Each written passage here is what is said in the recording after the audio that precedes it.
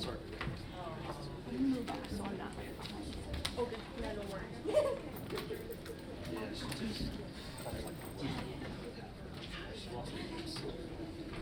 I'm Brett Vanderwerf. I do the genotype QC and the preparation of data freezes for Michigan Genomics Initiative. And I'm excited to provide some updates on new data offerings and resources from the Michigan Genomics Initiative. But I'm only, one small part of a broader team. So on the top row, I know that you probably know some of these folks already, but Sebastian, Mike, and Sean, faculty supervisors for Michigan Genomics Initiative. And on the bottom row are the staff folks. So Sneha Hall, who does web development and upkeep for Encore, Emily, who does analysis on behalf of investigators, delivers data, things of that nature. And then I already mentioned that I do genotype QC freezes. So there's a couple of new data offerings this year from MGI. So Freeze 6 was released a few weeks ago. So this offers genotypes for about 10K new samples, so a pretty substantial addition to the cohort available for study. We have some new predicted loss of function variants that are available for analysis, and we'll describe these points in more detail in a few slides. We've optimized our phasing approach for the MGI samples, and MGI Freeze 6 is coming soon to Encore within the next week. It'll be available on Encore, which is a click and point interface for performing GWAS. That's really nice for folks that maybe don't have time to set up something from the command line, or maybe they haven't really approached doing bioinformatic workflows like that before. We have a new augmented data type, polygenic risk scores, which is computed for 70,000 participants in the cohort.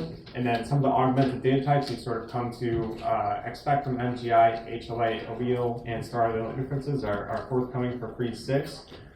We've received training on the All of Us resource, so we can onboard people to using All of Us, help with the registration process. I just sat down and met with someone earlier this week to sort of guide them through. I'm more than happy to do that with anyone else that's interested in connecting their MGI work to All of Us, which is an attractive cohort because it's very large and it's very diverse. And then we have some new offerings for genomic indicators and variants. So genomic indicators are important for disease, and genomic variants that are relevant to pharmacogenetic phenotypes. So first, what's a little bit more detail on what's available with Freeze 6. So 10K new samples were added. So we're up here at about 80,000. We're up here at 80,529 participants.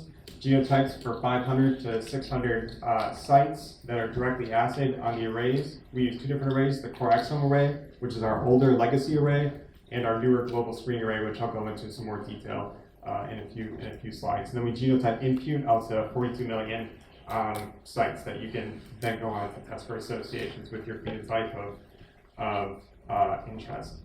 So something that I thought might be important to sort of emphasize, with this freeze and probably moving forward, is that the number of contributing studies to MGI is growing. So it used to be that, it still is, that the largest slice of participants are coming from anesthesiology collection efforts, so folks that are going to undergo a surgical procedure in Michigan medicine. But we do have these other studies that have different recruiting mechanisms, like MyPact, which was a wearables associated study, Big Bird, which targeted pediatrics and their parents. So there's several different studies that sort of feed into MGI. And this facet of the data set is something that's sort of increasing over time, and some participants may be cross-enrolled in multiple recruiting studies. But this information of who's recruited in which study is available in Data Direct and the identified RDW database. So just like Freeze 5 before it, Freeze 6 is primarily genetic European ancestry. That's been true for every freeze, and it's true for this one. But we do have to, celebrate small successes where we have them, increasing diversity in the cohort. And while by absolute numbers they're still extremely modest, some of the fastest growing cohorts by percent are actually genetic East Asian, Central South Asian populations, Native American, West Asian. So some of those cohorts are growing. If folks are interested in studying, non-European cohorts, we do have our majority genetic ancestry African cohort has a pretty, decent number, reaching towards 5K. So that's enough to start looking at some more common phenotypes, more common variants. So we shook things up a little bit with our optimization of phasing with this freeze. So with past freezes, our approach to phasing was to just phase haplotypes within MGI. So just using only haplotype information that's available within the MGI cohort. An alternative approach to doing this is using a reference panel. So using something like HRC or 1,000 genomes or TopMed, where you have more haplotypes that you can use as reference for phasing. So we want to empirically compare these two methods to sort of see which was better for our purposes. So starting from about 4K genetic ancestry Africans, we genotyped them on our core exome array, which remember is one of the two arrays that we're using in MGI. We phase either with the TopMed panel as reference or just within the MGI cohort, and then we use empirical imputation quality as a proxy for phasing quality, because the expectation is that as phasing increases, that imputation quality will increase.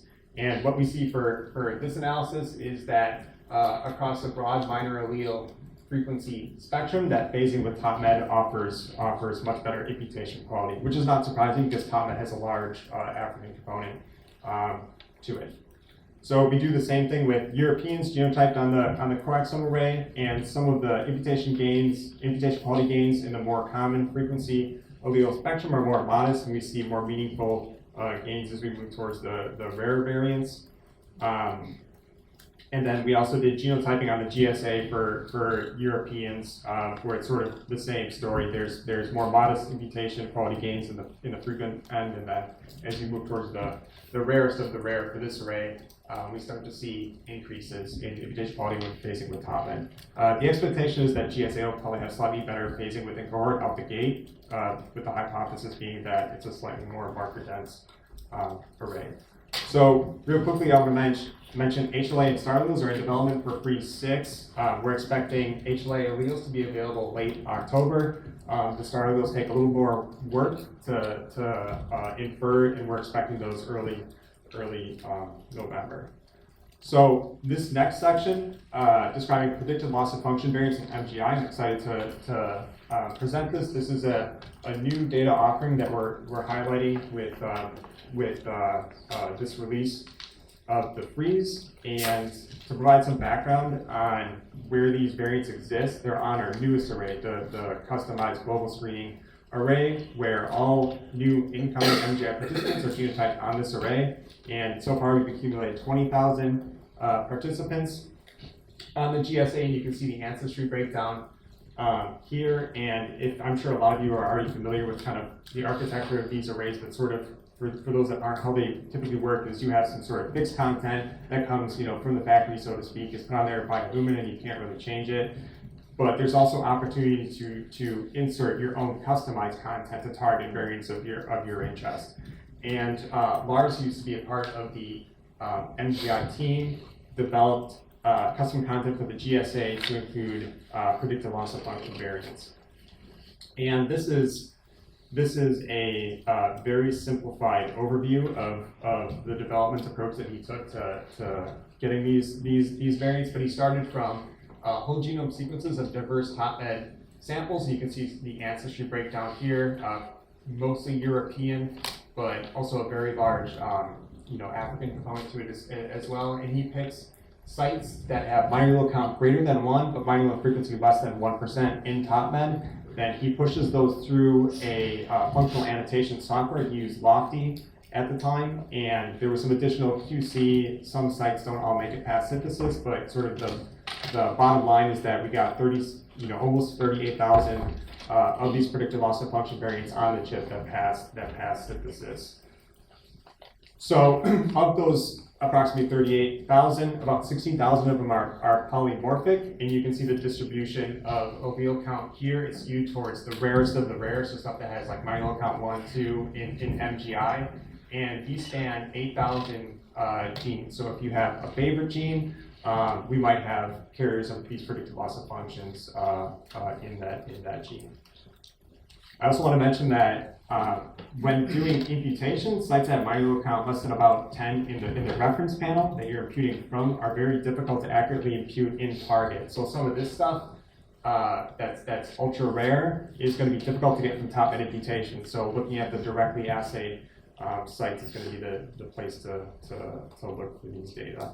Here I just had broken down by ancestry, the number of predicted loss of functional alleles that each participant carries, and median is 15 for African, 6 for European. This is where we have our biggest numbers. That's why the distributions look so smooth. And I also want to mention that this is all describing, all of this content is going to be describing what's on the GSA, but we do have a couple of other predicted loss of functions that are predicted loss of function variants that are imputed via top-med imputation. So these are things that maybe didn't pass the synthesis on the chip or more common alleles. There's also a small collection of predicted loss of function variants in the core exome that aren't represented on top-med imputation or the GSA. So for number of homozygous predicted loss of function carriers, so we have a little bit over 300 for European, just focusing on European and African, and a little bit over 200 for African. If we use Hardy-Weinberg equilibrium, this is we're observing more than we expected. There is some literature that suggests that deleterious variants preferentially localized to runs of homozygosity. So we looked at the percentage of alternate allele types that localize to runs of homozygosity in either the custom predicted loss of function content or that content that's fixed by Illumina, which mostly isn't predicted loss of function. And we see a pretty large enrichment of our predicted loss of function variants in these runs of homozygosity. So there's 300, so going back and thinking about your favorite genes, so there's 300 distinct genes that have at least one homozygous predicted loss of function carrier. And the cool thing about MGI is that the consent enables the potential for recontact. So these participants potentially could be recontacted. So some proof of principle stuff. So this is a meta-analysis on a European cohorts that are independent of MGI. And what they're showing here is this highlighted variant in APOC3 is associated with reduced serum triglycerides. And we can take a look at MGI and see if we replicate that signal.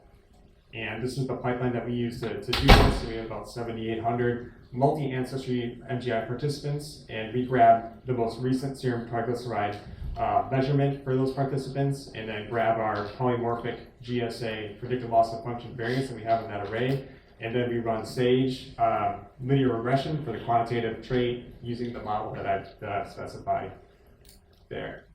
So this is the, just for simplicity, I included all the points that I tested, which was all the points regardless of minor allele count, and it's one lonely point above a genome-wide significance line that's drawn here over here on the QQ plot as well. And if we look at what that is, it's the SNP from the previous publication, the effect allele, and the direction of the beta is what we expect. This is done without BERT, so we have to probably go back and take a look at that beta again with BERT for completeness, but the direction checks out.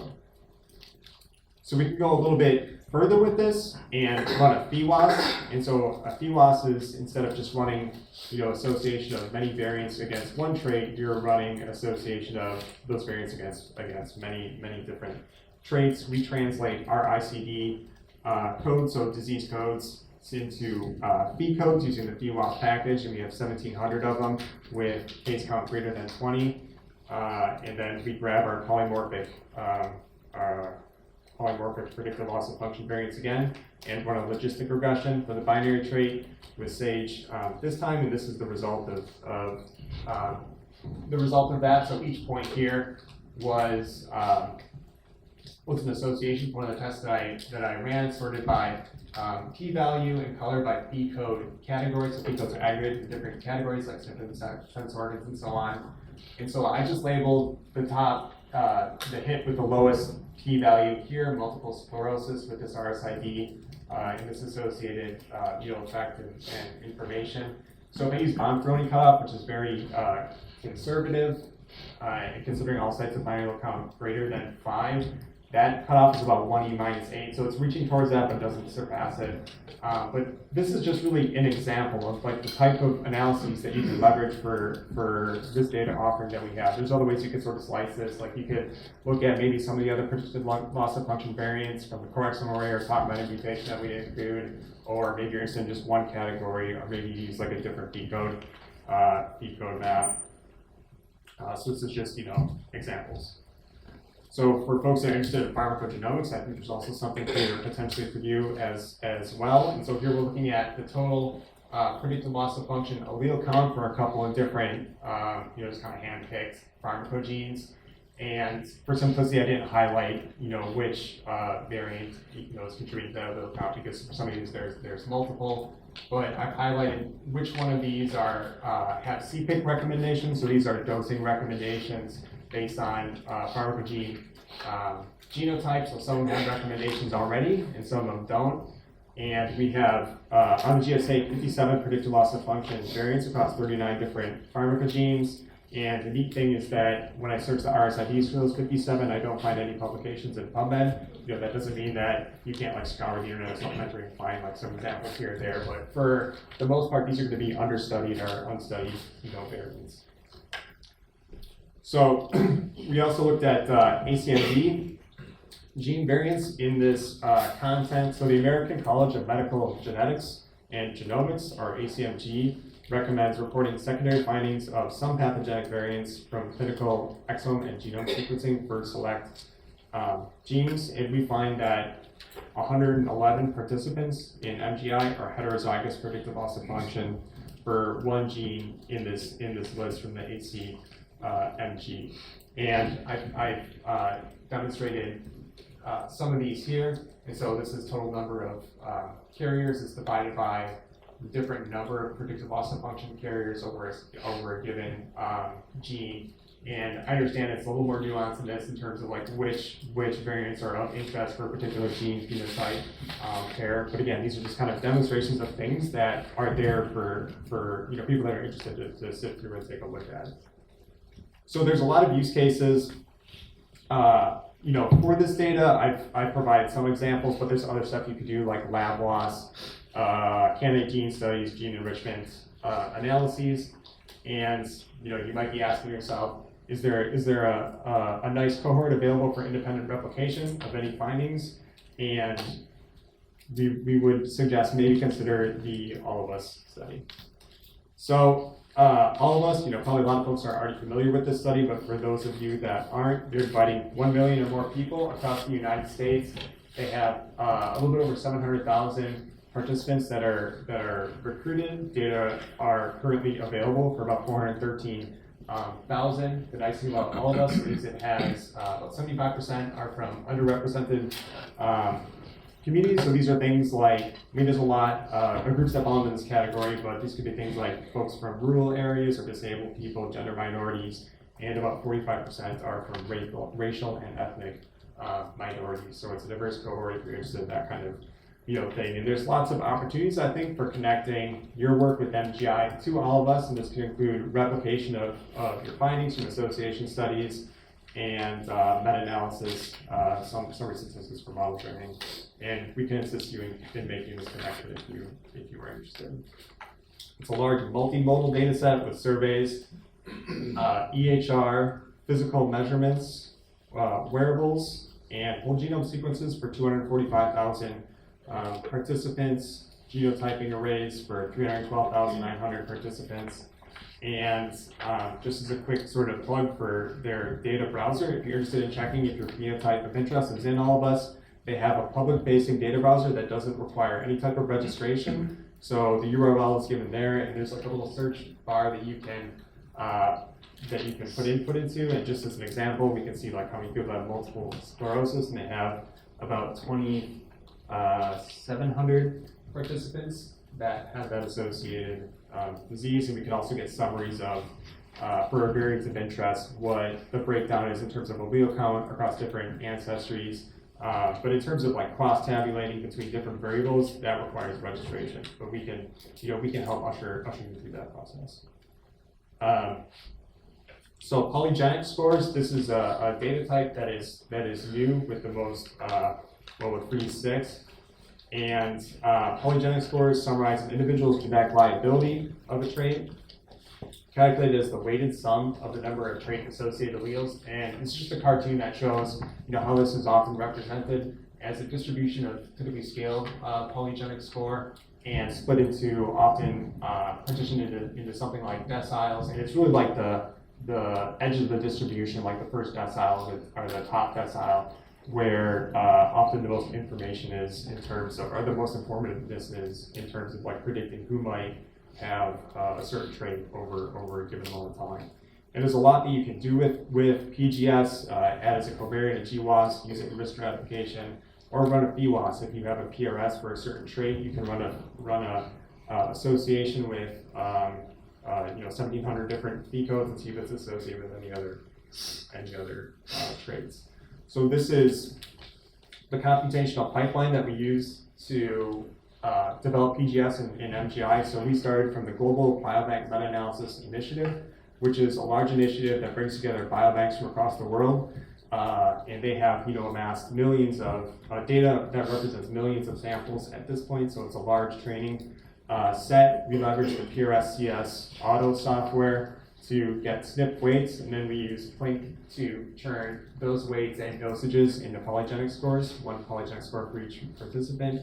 And then we have a collection of evaluation metrics that we use to see how that data performs. So we computed PGS for 6 traits that had about 5% or higher heritability, and we did this for the European and African components of MGI.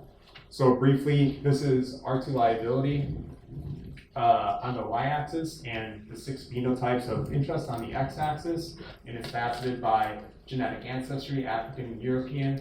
And we can see that accuracy varies by phenotype, but it's consistently higher in Europeans, which isn't surprising because GVMI, while they are making efforts to incorporate diverse cohorts, it's still overwhelmingly European. So the training set, while it's millions of samples, it's mostly European samples. So that translates to sort of high accuracy for Europeans for these traits and lower accuracy for Africans. So what we've done here kind of represents the best, one of the best possible outcomes in terms of generating PGS for Europeans. But we're more than happy to, if anyone's interested in generating PGS for their trait of interest, we can discuss that with you and potentially generate it for you.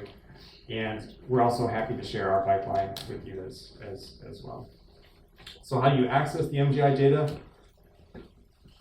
So you can contact this email to get started, and you'll be in touch with Kate, our fantastic research scientific facilitator, and she'll usher you through that process. And if you're interested in Freeze 6 and learning more about it, there's a QR code here and a URL here. And if you also just search Michigan Genomics Initiative on Google and go to our homepage, there's also it's the same piece of documentation lives there. So that's it for mine.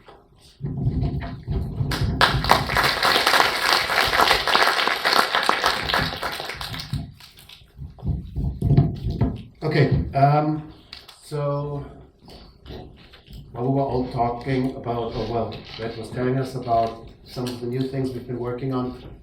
We've been handing out homework for all of you, not even homework, in classwork for all of you. These are 3 questions where getting as many answers as possible would just be helpful for us. The first one is simply a logistic one.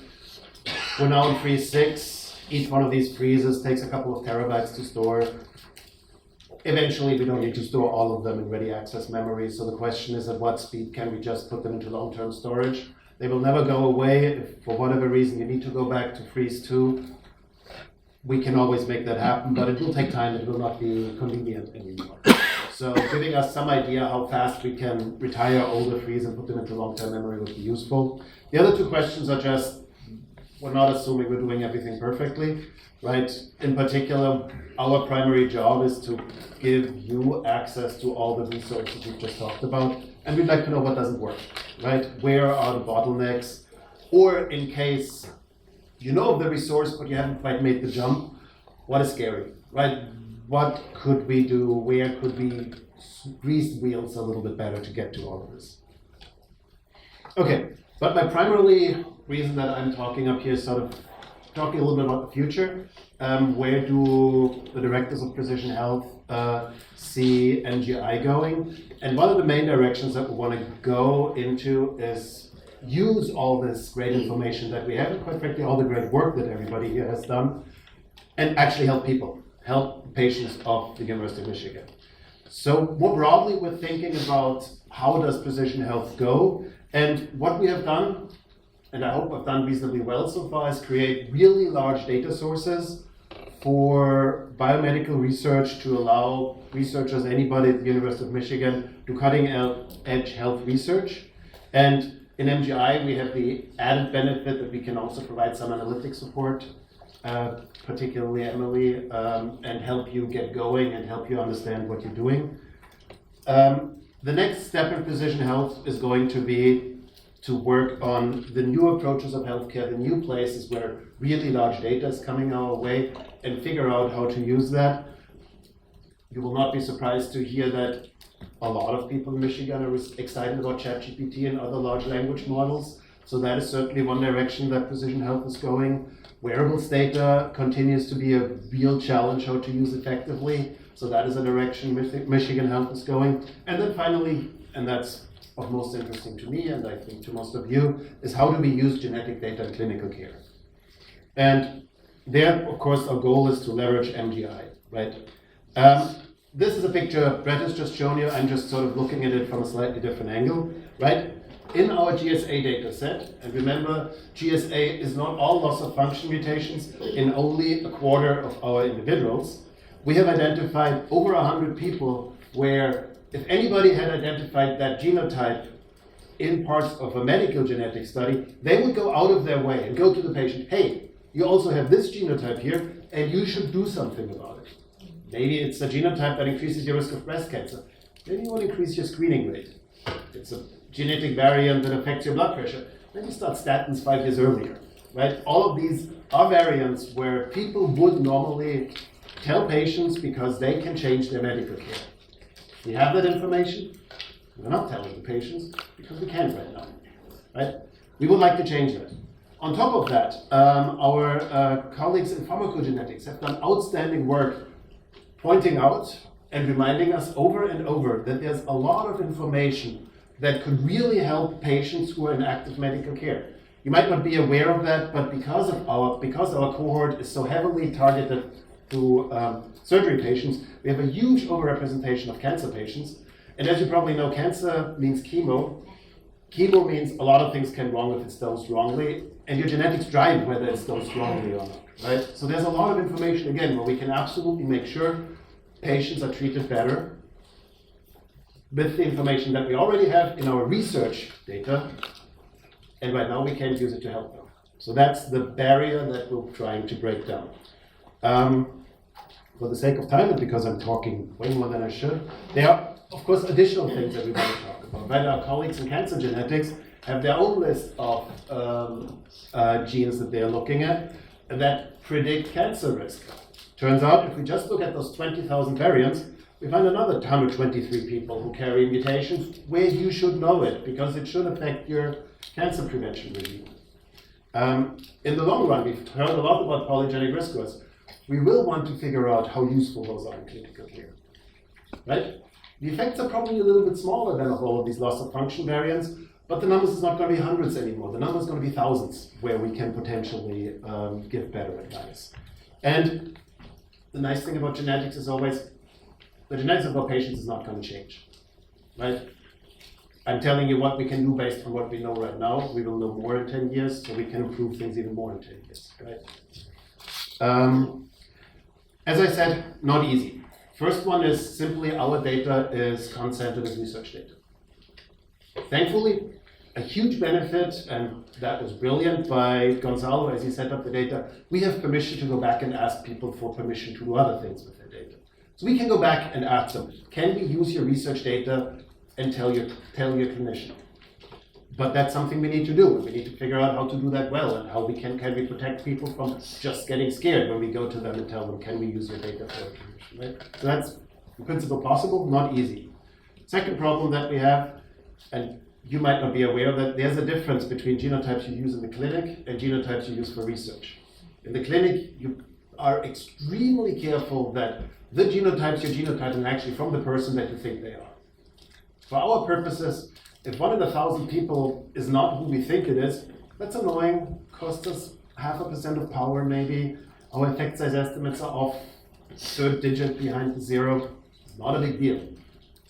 The 1 person in 1,000 who gets the wrong diagnosis, for him it's going to be a huge deal if that happens clinically, right? So we have to go back and make sure that all the genotyping is based on in the way that the clinician's process works. And then, of course, the operational challenges, right? If we have that information, who do we tell? Again, our pharmacogenetics people are 2 steps ahead. They already have an idea what to do that. But there's a lot of information that we don't know, right? These are people, right? These are auxiliary findings. So how do we tell? How can we help the people deal with that information? How do we change care with that? So here's a strategy that we're thinking about, and I would love to get input from you. So our goal is, right, the big benefit that we have is we know the genotypes for all these people. And while there is a tiny, tiny chance of some mix up, and our genotypes are only about 99.7 or 99.8% accurate, right, I'm pretty confident that most people that we think have one of those risk alleles actually have one of those risk alleles. So we can select people based on what the research data already tells us, and we can go out and email them, talk to them, call them and say, hey, there's something that is interesting in your genetic data. Can we come back in and verify that? If they come back in and verify it, then we can get their genotypes again, and this time go through the clinical, through the CLIA channels, and then we have that data in a way that clinicians can work with it, right? This sounds, obviously, contacting people and getting them to come back is not easy. It's a lot of work. We have specialists for that, but it's a lot of work, and some people might not want to come. Figure out how to pay for it is not automatic, right? Particularly if you recontact people who might not have health insurance. What are you going to do then, even if we get health insurance to pay for that? And then finally, how do we get this knowledge into clinical practice? And to be entirely clear, my appointment is in biostatistics. I know nothing about clinical practice. So I can talk about all these things, but I'm absolutely going to need help from people who actually are in clinical practice to help with all these steps. Okay, right. So we will need your help to actually make that happen. So we now have about 10 minutes for questions.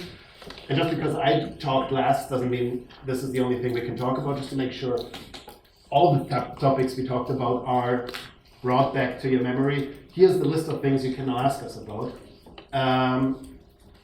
We're happy to stay around a little bit into lunch. And reminder, after 3, we're going to stick around so that if you don't get to your question right now, we're happy to talk more after 3. Who wants to get started?